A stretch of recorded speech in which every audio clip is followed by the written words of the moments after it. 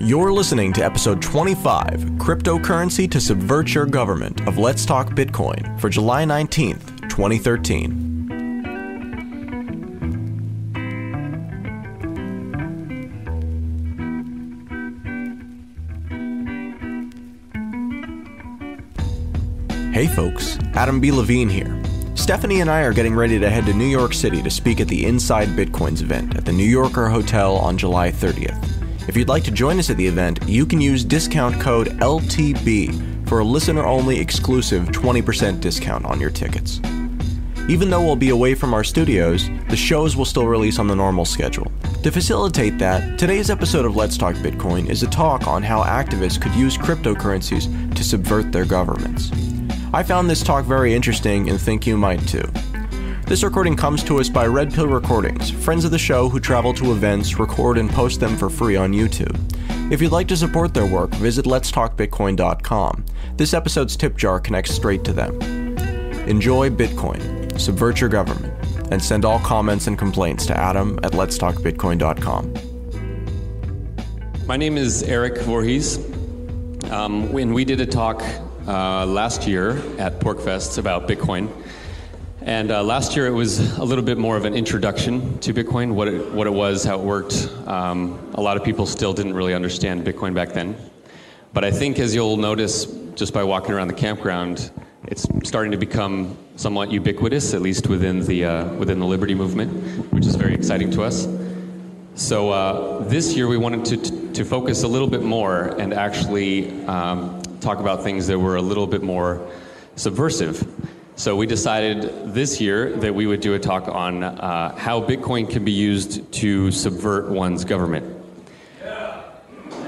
And this is a little exciting for us because we usually are going around to industry conferences in which we have to sort of downplay the subversive nature of Bitcoin. And we have to talk about, how it reduces fees and how you can move money around much more nicely than PayPal, and how if you want to comply with the regulations, you can do so, and you can be a good little citizen with Bitcoin. But here at PorcFest, we thought it'd be fun to explore the other side of things. So I'll add a little disclaimer here that we just want to review some of this stuff sort of from an academic perspective, from our intellectual curiosity. We certainly do not advocate anyone breaking any rules of any totalitarian regime that they might be living under, whether you're in Iran or China or America. So take all the things that we say with a grain of salt. And obviously we want lots of questions from you guys. And if anything doesn't get answered during this talk, we'll be happy to speak with you after the discussion.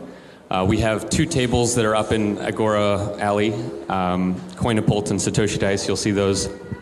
So feel free to stop by whenever and just chat with us about anything. So I will introduce the panelists.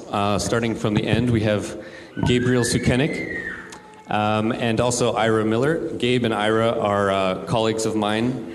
We work for a company called Coinapult. We are based down in Panama City, and we've been involved in Bitcoin for a couple years now, several different projects. This is Vitalik Buterin. He writes for the Bitcoin magazine, almost all the articles. I don't know if, has anyone...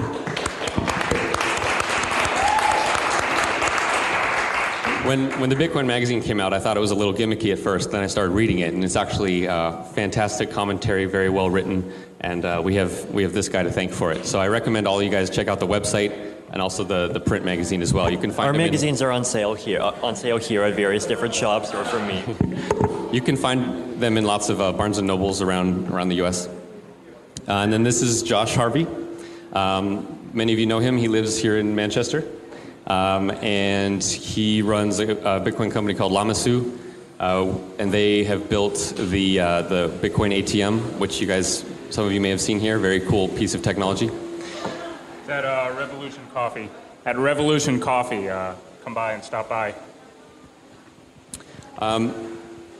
So I think yesterday, during that little competition up here, where you had a lot of people pitching business ideas, some of you may have learned how much Bitcoin was being discussed. And this is because Bitcoin and agorism go together very, very nicely. And in fact, Bitcoin allows a scale of agorism that has never been accomplished before. So the broad theme of what a lot of what we'll talk about falls under the category of agorism. And I think there are a few primary topics that we'll try to cover up here. We'll try to cover topics of privacy. We'll cover topics of agorism and business development and entrepreneurialism. We'll cover topics of free speech and also wealth movement and preservation. These are all things that Bitcoin is tremendously helpful for. So we'll go into the ways that Bitcoin assists private individuals in furthering their own goals, often those goals being at the direct expense of their own government. So first, we'll go to Ira over here. Ira's going to give us some thoughts on Bitcoin and privacy and how that might relate to the government's wishes in this day and age. So, who here has heard of Prism? Yeah, pretty savvy crowd then. Until very recently, most people in this wonderful United States of America did not believe that their government was spying on them. In the Bitcoin and crypto anarchy circles, it was a pretty common theme to talk about NSA reading all your emails, listening to all your phone calls, and watching all your financial transactions. This is, after all, how most taxes are actually collected in the end. You can negotiate your salary with your employer. You can get paid, but the mechanism by which you get paid is how usually the government registers your income. And if they can't track your income, they have a much harder time actually knowing how much it is that you supposedly owe them. This is how Bitcoin can help everyday people hide their income from the government. Sorry, is that better? So this all stretches out of a technology called cryptography. With cryptography, you can send messages to each other privately with no one able to intercept them. Be that a company you don't trust, like your ISP, anyone else sitting on your wireless router, the NSA listening in at all their big data centers around the country. Bitcoin is really the outgrowth of cryptography and this private messaging into money. So now you can not only communicate with each other freely around the world, but also send money to each other freely around the world. I think that pretty much sums up privacy for it. Yeah, and I'll add on this topic of privacy. Sort of, before Bitcoin, I think a lot of people were realizing that the world was moving away from cash, and I think a lot of people hadn't really understood the ramifications of that. As you move away from cash into your debit cards and your credit cards, you essentially are giving up a certain degree of your privacy without even really knowing it. And no one really likes cash. It's dirty, and you never have the right change, and it's annoying to go to the ATM all the time. So good riddance if we can get rid of it. But it's very tragic if by getting rid of it we also lose our privacy. So now that we have Bitcoin, we have all the benefits of cash's privacy, and we can still engage in the global economy. We can still buy things from other countries in any size or form, and we don't have to worry about that going into some huge database on Visa's servers to be, pruned by the NSA at whatever whim they wish. Right. So, or the IRS, more likely. I mean, any agency. Last night, all the business ideas, the agorist business pitches that we were listening to. A lot of the agorist businesses were talking about doing business online, about how they could accept payments, thanks to our wonderful Simon, goading them to talk more about their business model. You cannot really accept checks, you cannot really accept credit cards or bank transfers for any agorist business. They will come and find you and make you explain all those transactions. The only real ways that you can fund an agorist business are cash and Bitcoin. And cash is obviously very local. Bitcoin is the only way to do it over a distance. Right. Yeah, before Bitcoin, if you wanted to have an agorist business at distance, people on a campground that want to run an agorist hair salon can accept gold and silver coins, and that works. But how do you scale that into an actual enterprise level agorist business? Anyone can ship gold and silver from a country to you, but that gets very difficult and becomes cost prohibitive very quickly. So this idea of being able to now have an agorist business scale is, I think, quite remarkable. And perhaps that's a good segue into a certain agorist business that many of you have heard about called the Silk Road. Does anyone here not know what the Silk Road is? Okay. The Silk Road is one of the phenomena of Bitcoin that caused a lot of press attention early on. And basically, it is an online website where people can buy illegal drugs of any kind, and you pay with Bitcoin exclusively, and those drugs are shipped to you to your mailbox at your house or wherever. And obviously, this is quite revolutionary to just be able to hop online, buy some heroin, and then have it arrive on your doorstep. And it really was like a first use case for Bitcoin before anyone had really heard about it. And right after this story broke, there were U.S. senators basically obviously denouncing it and saying that they were going to go shut this thing down. 2 years later, it's 10 times the size of what it was before. And probably Silk Road is the largest scale agorist business in the world right now. And it's growing. It's going all over the U.S. So that's proven that basically a business can operate on top of cryptography and on top of Bitcoin completely outside the reach of the government. And any average person can log on and order goods from this site. So that's been pretty exciting to see. On the topic of agorism, there's also increasingly a number of people around the world who work for themselves. And I'll let Vitalik talk about this, but Bitcoin now allows freelance people to really start operating wherever they wish. Yes. So Vitalik, tell people basically what you're doing and how you're working currently with Bitcoin. Yeah, so I've been writing for Bitcoin Magazine for about the past 2 years now, and basically one of the best things about my job is that I can do it from wherever in the world that I want, and everyone else in the magazine is also working from basically various different locations around the world. We have myself in Canada, we have our PR person in the US, we have the person putting everything together in Spain right now, and some people in South America, basically everywhere around the world. People ask where are our offices located? I tell them Bitcoin Magazine is located in the cloud. Now, this is really revolutionary because we really haven't had businesses that are sort of based internationally to this scale before.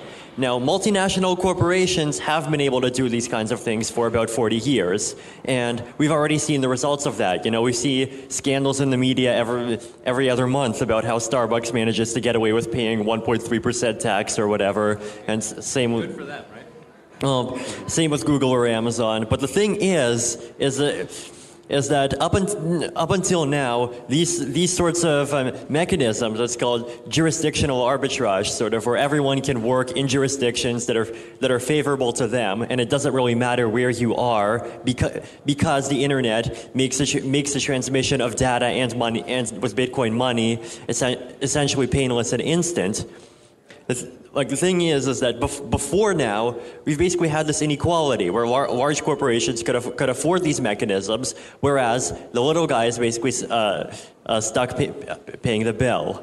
Now, on the other hand, things like the internet, things like Bitcoin, things like Tor, they are seriously lowering the barrier to entry. Anyone can basically start a business for a startup cost of, well, pretty much $0 in 20 minutes. That's really all it takes to start selling things. And the beautiful part is that with Bitcoin, you're able to take advantage of these exact same mechanisms pretty much just as well as anyone else. And the other advantage advantage is also the practical surveillance aspect. So you can essentially get around a whole bunch of legal registration requirements. Like, for example, if I wanted to move to the U.S. and work here, like the process for some people takes many months, for some people takes years, for some people it's outright impossible. If I wanted to, theoretically, I could just come in here as a tourist and sort of just sit around and just quietly keep working away with my laptop, and no one would know the difference. No, it's practical applied crypto anarchy, essentially. Yeah, imagine what this does for the free movement of labor, where before you would not only have to deal with the getting your body physically across the border, but once you arrive in a country, getting a job, you're going to have to plug into some sort of payment system that knows your identity. So whether you're signing up for a PayPal account in some country or you're trying to get a bank account so that you can get paid in your new location, that becomes a gateway and a checkpoint where they find out that you're not supposed to be in the country, and it becomes a huge barrier. Now that barrier is totally gone, because no longer do you need to plug into any of those systems that require your identity. You can get paid now without revealing your identity from anywhere that you choose. Even better, trying to get a tourist visa, that's not really available to a lot of people. But you can just stay in your country as long as you've got internet access. You don't have to go to the U.S. to work and deal with all the paperwork and difficulties. Yeah, but I don't know, being at PorcFest remotely just doesn't sound as fun. Have any of you heard of the concept of System D? Do you know what this term refers to? Gabe, why don't you let the audience know about what System D is? Sure. System D is kind of just System D is basically the pretty name that economists have given the black market. So they were basically trying to research how much economic activity is really going on globally that exists in the gray markets, the unregulated markets, the cash markets, just to try to assess the size. And it's already been a few years ago where the number they pegged on it was something like $10 trillion globally annually are going through System D. And it's happening from, people selling apples on the side of the road to large corporations knowing that later down the food chain there's going to be somebody selling their product in an unregulated market. So the size of this potential market is interesting for a few reasons. It's totally global. So the average citizen in Kenya has just as much access to this new transfer mechanism as an American citizen with a PayPal account, U.S. bank account, debit card, credit card. And it's real. I think that is really going to be Bitcoin's greatest pickup. Is ultimately all these people now have cash. Sorry about that. All these people now have access to basically digital cash. And I just got back from a trip in South Africa. I just think this is an interesting anecdote. And a lot of the banks out there are trying to figure out how to get customers using mobile banking. Because, they all have cell phones, but they don't, have access to the Bank of America around the corner. And none of them thought that privacy was a concern. They just didn't bring it up because it's mostly just banks and regulators sitting in this room trying to figure it out. But anybody now with Bitcoin, you basically completely skip that whole process. Everybody there has a cell phone. And the privacy aspect in terms of the reason they stay on cash is secure. The unregulated market, System D, I think, is going to be a huge benefactor to Bitcoin. Yeah, System D, I guess another way to think about it is it's really just another term for the agora, or the total culmination of all agorist businesses around the world, you could call System D. And governments have always been bothered by the fact that this exists and that they can't collect tax revenue from all these little gray market transactions, little rural farmers or people that just don't report things in the way that they're supposed to. But they tolerate the system and they don't try to seriously infringe on it because it's always limited typically to a local scale because much of it requires that it's using cash. So what happens when that huge gray market economy around the world, the agora, is no longer bound by cash? What if the payment system that they're using provides the anonymity of cash, but now they can have customers not just down the street from them, but on the other side of the world entirely? So how big do you think that the system D, this agora, is going to get when it's no longer confined to people's immediate vicinity? This is going to be something that will be very exciting to watch over the coming years as Bitcoin develops. And at some point, I would imagine that the governments are going to not be so happy about System D anymore, because it's going to start swallowing up more and more and more of the actual economy. If I can add something quickly to that. In Panama, where we just moved our business, they say something, it was like 50-some% of the economy is the informal economy. Yeah, the informal economy. Basically, 50% of the Panamanian economy is actually a System D economy. And the interesting thing about this demographically is that these are the poorest people. As Gabe mentioned, these are people selling, apples on the side of the road, or churros on the beach, or knockoff sunglasses and clothes. These are the people that need to keep their money the most. And in Panama, they actually talk about this as if it's a good thing, because they want to reduce barriers for small businesses. They want somebody to take their apples from their orchard and go out on the street and sell them. And in the long run, System D can help these people the most. It has the most to offer to the poorest people in the world. And if we can frame this argument well in the Bitcoin world, I think that we can both subvert the government, take more of the economic activity and bring it into the gray and black markets, and also paint a moral story that we are improving the lot of the people in the world that need it the most. Yeah, and I think when people say subverting governments, it sounds very anarchic and scary and bomb throwing and all that stuff. But let's remember that many governments around the world are extremely tyrannical and oppressive. And even if you love the United States government because it's so free and wonderful, you should still be able to get behind the idea of a private payment system, because the most oppressed people around the world will use it to subvert their government, right? So even if you're the most diehard, flag-waving American, wouldn't you be in favor of a system that would allow individuals to subvert the Chinese government, or subvert the Iranian government, or the North Korean government? Yeah. And just as an example of this, there's a software called Tor, the Onion Router. It's sort of a way to anonymize your internet connection. And actually, about 90% of Tor's funding actually comes from the United States military. Tor is part of the United States military strategy against dictatorial regimes. That's just a clever way that we can use governments against each other. Yeah, it'll be interesting to watch how governments play off each other when it comes to an issue like Bitcoin.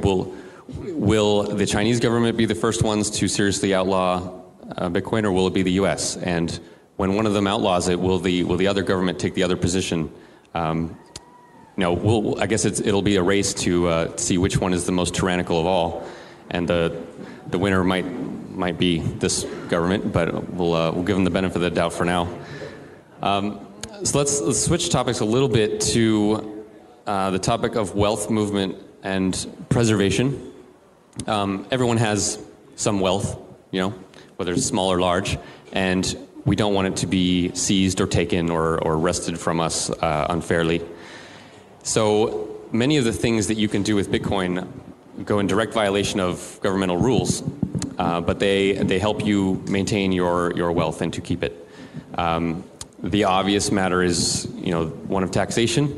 If you wish to receive income privately and not report it, not that I recommend you doing that, but if you wish to do that, Bitcoin now gives you a way to do this on a larger scale, and you can actually make a very large business, whether it's Silk Road or something else, and actually keep the money that you earn.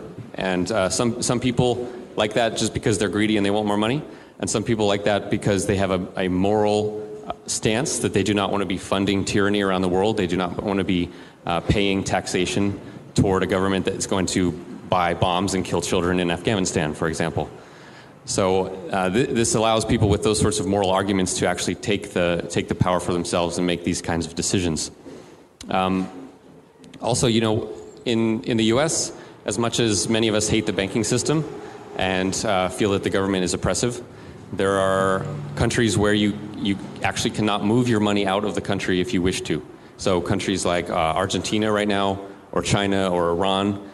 These are places where people who live there really cannot move their wealth when they wish to. Even in the U.S., I mean, you can move it, right? But we're going to take 30% off the top when you do it, and you got to fill out the right form first, and maybe we'll say no. Right now in Argentina, there's a law that if anything that you buy from abroad has a 50% tax on it. So if you try to buy something on Amazon, it's going to cost you 50% more just because of the tax. And the reason is the government there is inflating the currency like crazy and it's being debased. And so they do not want people to purchase products abroad in order to retain their wealth by buying gold or property or even cars somewhere else, anything that would retain value better than the Argentinian peso. And in Argentina, it's not even just purchases. If you're trying to wire money to a business in Argentina, the government has a capital control law in place that basically says, okay, well, we're just going to take 30% of this, we're going to sit on it, investigate, and then we'll decide if you deserve, the last 30%. I think it's up to 60 now because of the exchange rate float. So 60%. I apologize. Not up to date in Argentina, but these capital controls. It's not even like they're irrelevant. They're not even just being ignored. So Bitcoin, you just zip it in Argentina, and there's your extra 30 or 60% float. So that's nice. Yeah. Argentina is a very good example right now because of their inflation. I don't know how many normal Americans are aware of what's going on, but they tend to destroy their currency roughly every 8 or 10 years. And the people there are very familiar with this process, but they haven't really had many solutions. They can acquire metals to some degree, but those are physical. It's hard to move those across borders. It's hard to keep them from being noticed. And now, this time they're destroying their currency. There's actually a lifeboat waiting for these people, and it's called Bitcoin. And people down there can just acquire coins, to some degree, and then hold them and no longer worry about the money printing. It basically lets these people sidestep the terrible monetary policies of their own government. So let's see, what else? Oh, hold on. Someone brought up earlier when we were talking the example of the death tax. A lot of people have a serious problem with the idea that you pay your taxes all your life, and then you work to build up an inheritance for your children to help them go to school or to build a home and family for themselves. And then the government takes the tax again once you die. Wouldn't it be great if you could just take the money that you were going to donate to someone, put it into a hidden form that could not be confiscated and would be invisible to the authorities, and then there's no longer a death tax. Essentially, the whole thing becomes irrelevant. And I suppose it's just a matter of time until people start realizing that these tools exist. And it's moving obviously very quickly. A year ago, half the people at PorcFest were accepting Bitcoin and understood it. Now almost everyone does. Let's move now into the matter of free speech. You've all been watching this crazy stuff happening with Edward Snowden in Hong Kong, right? He's the whistleblower who basically revealed all this crazy NSA bullshit. And, if you want to help him out, you can't send him PayPal, right? PayPal can freeze the funds. He can't pull that out of a bank or anything. But you can send him Bitcoin. And not only does he not need to know who you are, so if he got captured, he wouldn't reveal you because he doesn't even know who you are if you sent him money. But anyone in the world can now send him funds via Bitcoin to help support that kind of thing. So what kind of incentive do you think that creates when a whistleblower now knows that there is a whole world of people who will stand up and donate to them because the donators now do not need to fear prosecution themselves? So Bitcoin is not just a matter of money and business, but actually of free speech itself. Gabe, you want to talk about the WikiLeaks and... I don't know if I have too many unique thoughts on this, but WikiLeaks is, of course, another great example. They're constantly disclosing documents that the U.S. government doesn't want disclosed. And anybody know how much Bitcoin money WikiLeaks has raised? I bet they it's have raised significant. over $80,000, and that's not too recent a statistic. I mean, for them, that's a monster number. For a lot of nonprofits, that's a monster number. That financial ability for some... WikiLeaks literally had their accounts closed. Visa, MasterCard, and PayPal were all told, you can't pay them. And their bank accounts are also frozen, so all the money they'd received up till then was confiscated. So, yeah, as long as that's possible, holding U.S. dollars is a liability. Holding Bitcoin is never going to be a liability for somebody just arbitrarily taking your wallet. So, right. Have any of you flown on an airplane and you arrive into a new country or into the U.S. and it asks you if you're carrying more than $10,000? Have you guys seen that? Well, no one ever has to carry $10,000 or ever report it ever again. So if you ever find yourself in that situation where you're moving somewhere, whether it's into the U.S. or out of the U.S. or whatever country, you now have a way to essentially just get around any of those rules. So this is pretty fun to watch. I think, another thing a lot of businesses are seeing, and especially Bitcoin businesses, are their bank accounts are just instantly being frozen for apparently no reason. They're not even saying that any crime was committed, just that something looks suspicious because some word in the company name has Liberty in it or has Bitcoin in it. And they can actually, the banks aren't really an arm of the government, so they can just freeze your account without even going to court. And the government themselves can now take your money under the Patriot Act.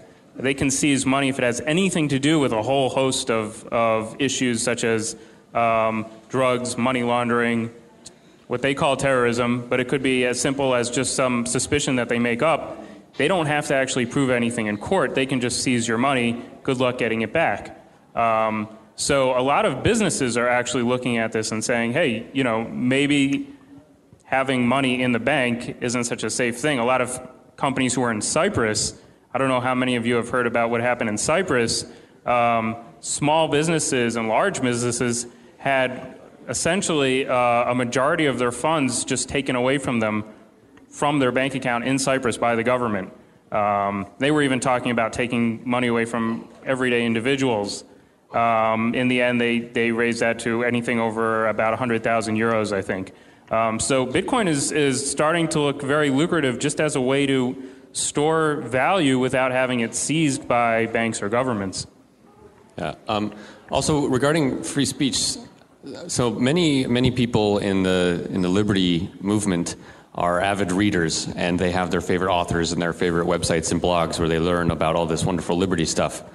Often you might buy books from the Mises Institute, or you might donate to some radical blog that you think is good. Well, whether it's the US or elsewhere, if you're a government and you want to find out who your enemies are, what are you going to do? You're going to go to exactly those websites. You're going to call up Visa and you're going to say, give me the names and addresses of all the people who have ever donated to this blog or bought these books from you. And it becomes a massive honeypot to figure out all the people who are opposed to your ideas, and opposed in the most radical and vocal ways. And then you make those people pay extra taxes.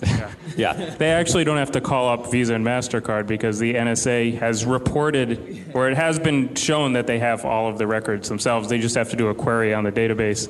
Yeah. So I bring this up because for any of you who sell things or ask for donations from liberty-minded people, if you do not offer them a way to pay anonymously, you are essentially making them a potential target.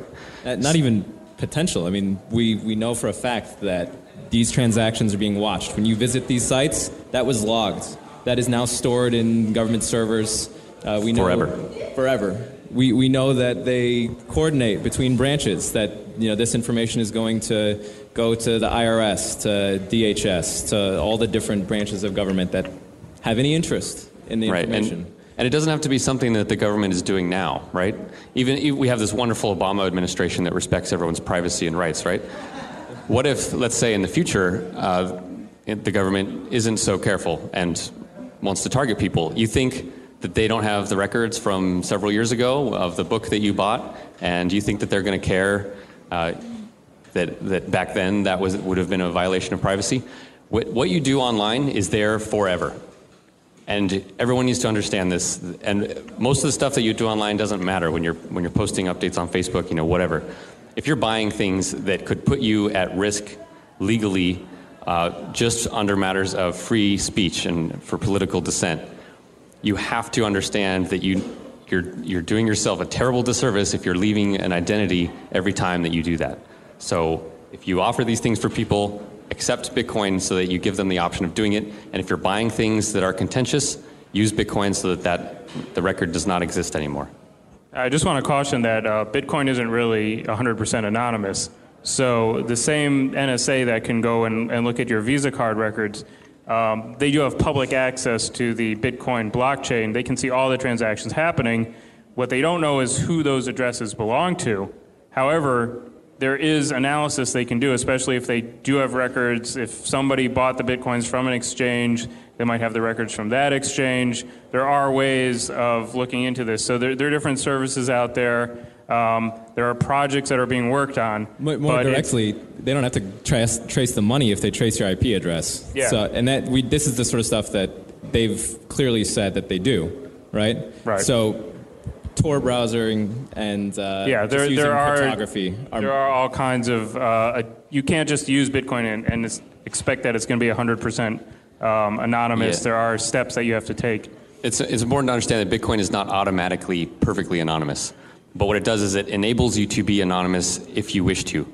But you still need to learn how to do that, and you have to take very good care on everything you do. But at least you're able to do that now. And if you want to learn about the various ways in which you can do that, feel free to stop by our booth, and we'll talk about these things. But honestly, they're not that hard. And everyone who considers themselves a liberty advocate should understand all the tools that are available to them, and this is one of the most powerful. Should we do questions? Can we talk about regulation for a second? Yeah.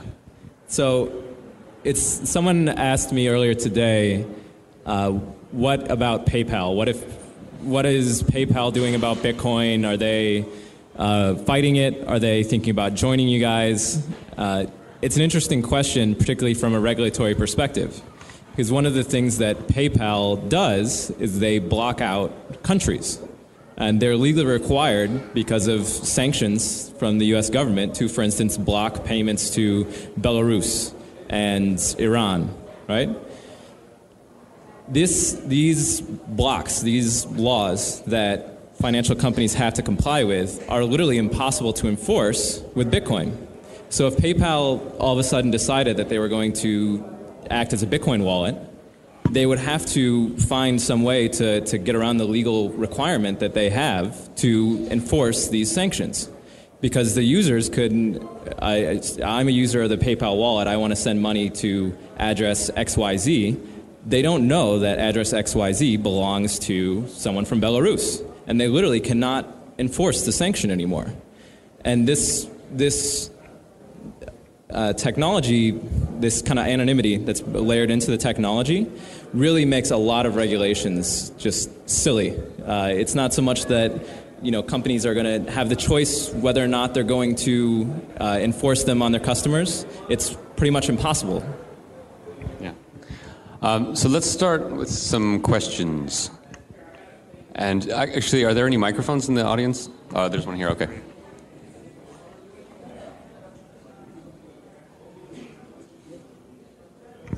Testing. All right.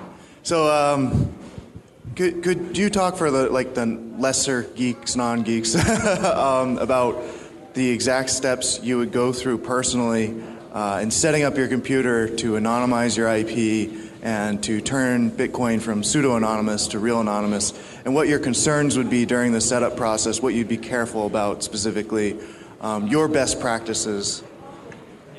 So there are several different tools that you can use.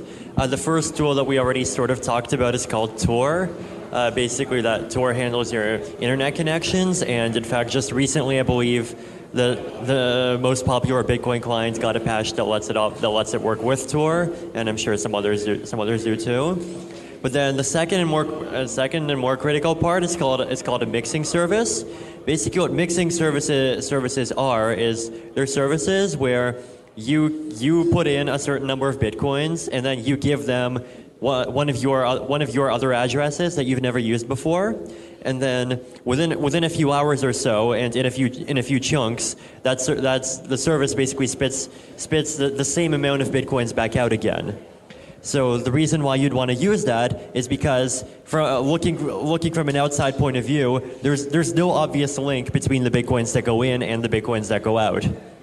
And now, the most popular mixing service is run by blockchain.info. It charges a 0.5% fee, but really you can use almost anything as a mixing service. You can use exchanges. You can use various kinds of online wallets.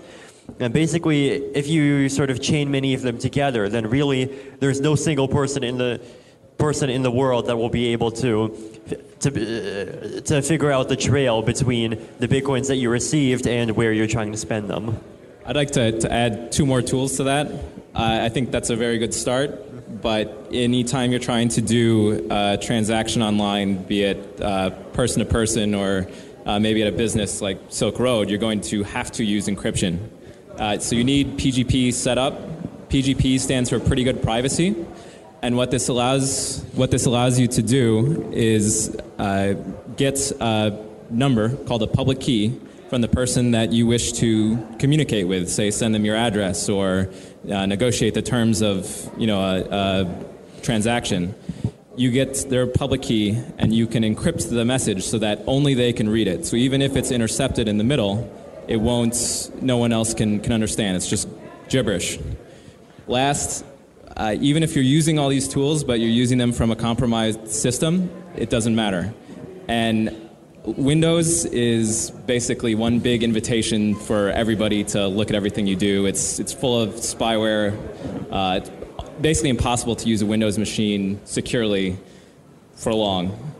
So I highly encourage everyone here to look into Linux, and specifically Ubuntu is a very user-friendly system that comes with a lot of these tools, and you can easily install the rest. I'd like to add one thing a little bit unrelated about Tor. A lot of you have probably heard about Tor. Usually you hear about it in relation to Bitcoin. But even if you do not use Bitcoin and you don't know what Bitcoin is and don't care about Bitcoin, you should know about Tor. Because when you go and you visit any website on the internet, your IP address is being tracked. And you can use Tor, which is very easy to use, to mask that IP. Tor is absolutely legal. It's actually funded by the United States Navy, and it allows you to mask IPs for any website that you visit. So you should all, that's your homework after PorcFest. When you get home, go download a Tor browser and play around with it for 10 minutes. Sure, install Linux. That's a little harder, but try out Tor because it's There's an additional service called a VPN. And there are Bitcoin VPNs where you could actually pay for them with Bitcoin. And what they do is all your traffic goes through their server before it goes anywhere else. So the IP being logged is one of their servers, and they don't keep any logs tying you to any of these transactions. So it could be any of their customers. They don't really have a whole lot of information about their customers because everybody's paying with Bitcoin. So that's also a good either extra layer above Tor. It's usually a faster internet connection than Tor, so it's easier to use if you want to run everything through that and use Tor for specific things. But it's an extra tool that's good to know about. Yeah, and never buy a VPN connection with a credit card. That kind of defeats the purpose. What's going to prevent so-called legitimate businesses from cooperating with the government maybe and sending out, like, we have the W-4 forms now. Say I'm an author, I want to only deal in Bitcoins. I want my money for my family, not for the government. But they send the government, they say, well, we sent her such and such amount of Bitcoins, and they have to fill out a government form. What's going to prevent businesses from having to fill out these forms? Nothing prevents it, and a business that wishes to be fully legally compliant absolutely can do that with Bitcoin. Yeah, and the vast majority of businesses are going to want to follow every part of the law that they can. So just because they might integrate Bitcoin and utilize it doesn't mean that they're going to care about people's privacy or about tax issues. So basically, you just have to shop around. If you don't want to work with people who report your income, then that's up to you. Yeah, and that's actually one of the other advantages of Bitcoin, is that is that the thing with government regulation is that centralized services are generally very easy to regulate. Just in the field of digital currency, if you look at e-gold, if you look at Liberty Reserve, if you look at PayPal, if you look at any of these other services that people have tried to put up in the past 10 or 15 years, they've either been subsumed into the system or they've been taken down. Bitcoin, on the other hand, keeps on living. So it's the same with businesses. And the thing is, as I mentioned earlier, that Bitcoin seriously reduces the cost of starting a business. Like you can, if you have just 45 minutes of your time, you can make a website, start selling a product, and accepting Bitcoins is really easy. You don't need a merchant account, and so it becomes much easier for people to set up small businesses, and because of that, people are no longer need to be as reliant on centralized institutions, and therefore more decentralized institutions are naturally far less vulnerable to the state. Can you hear me? Try again. Okay. Wow. Okay, 2 quick questions. The first one is, what makes you think that Tor is safe if it's coming from the U.S. government? No backdoor? Yeah. Number one, practical answer. Silk Road has been around for 2 years, and so far, all of the people all the Silk Road users that have been caught or arrested, we know that it has happened either because they were reselling the drugs in the real world in large quantities, or through the postal system. I think more importantly is that you can see for yourself. It's open source technology, so go read it. If you don't think it's secure, then go look at it. You can see all the guts of it. Find what you think is vulnerability, bring it up. And, it's also it's important to understand the motivation of why the U.S. government would fund something like Tor.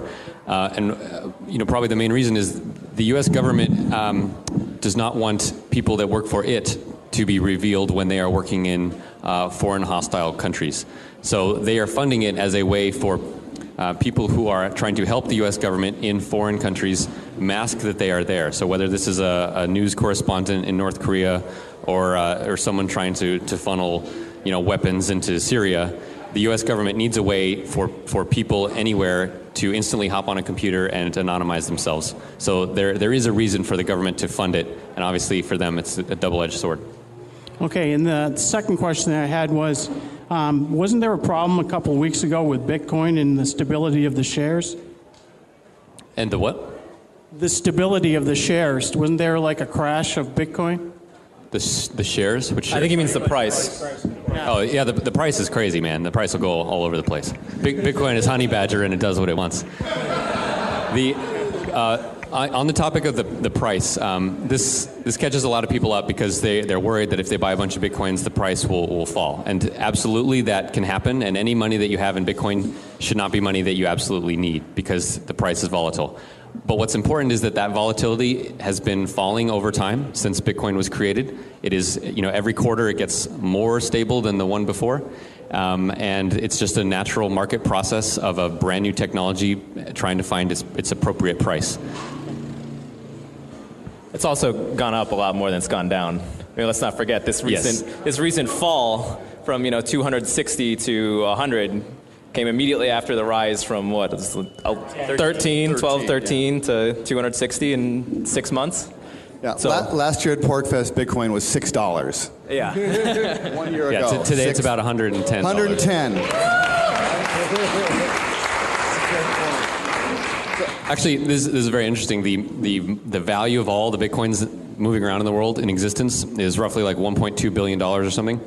This is larger than the value of something like 30 or 40 national currencies. So the people who are still thinking that Bitcoin is a joke because it's not a real, backed by a government currency, it's actually bigger than quite a few countries, and it's growing every day.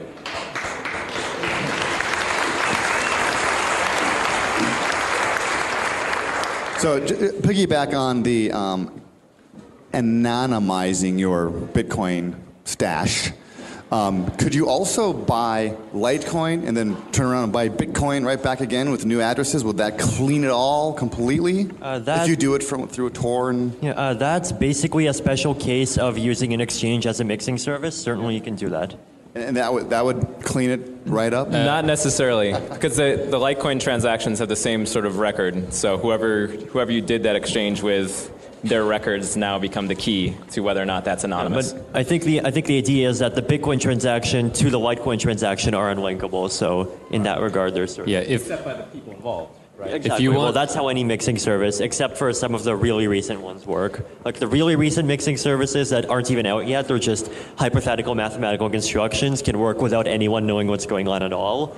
Then that's something we're very excited about. Zero coin. There's zero coin. There's decentralized mixers, and there's like something called secure computational integrity. Also remember that you do not need to buy Bitcoin on an exchange. That's the most efficient, that's the easiest way to do it in large scale.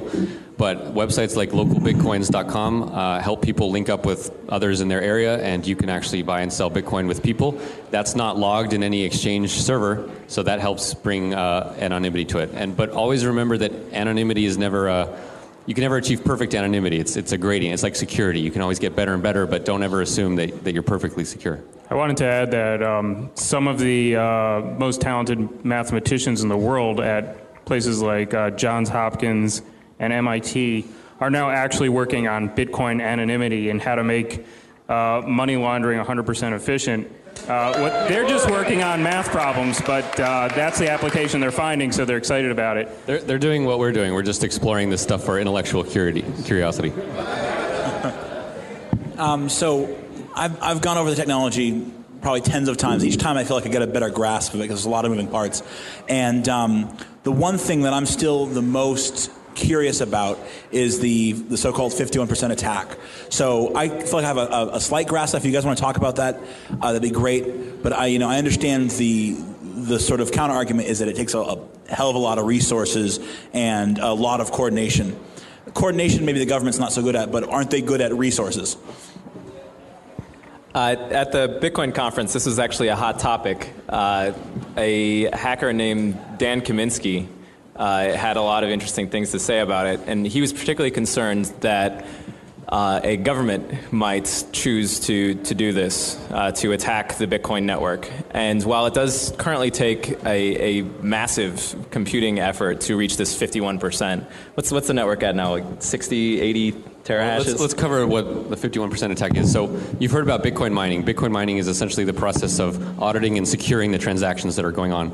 If any single party ever gets more than 50%, so call it 51% of the mining power, they can do certain things to interfere with people's transactions. They can't do everything, but they can do enough to screw it up. So the fear is if one entity, be that the government or a malicious hacker with a lot of money, ever got enough mining power to reach that level, wouldn't Bitcoin start to become really problematic? Yeah, so basically what they could do is they could fake or block transactions for the time that they control 51% of the network, 51% or more. At the moment, the network, let's just say 80 terahashes. That's about 120. 120? Jesus, yeah. Wow. So the speed of the current Bitcoin mining network is 120 terahashes, and I don't know what the hell that means, but I do know that the brand new supercomputer that the NSA built down in Utah is something like 6 terahashes, and it's like a $50 billion complex, and that's the top thing that the government has right now, 6 terahashes, and the Bitcoin network achieved 120 terahashes just on the open market. There's no way it gets up to 6. The relevant statistic is, I believe, that the Bitcoin network is as strong at its particular task as all the top 500 supercomputers in the world combined, multiplied by 8. Yeah. Wow.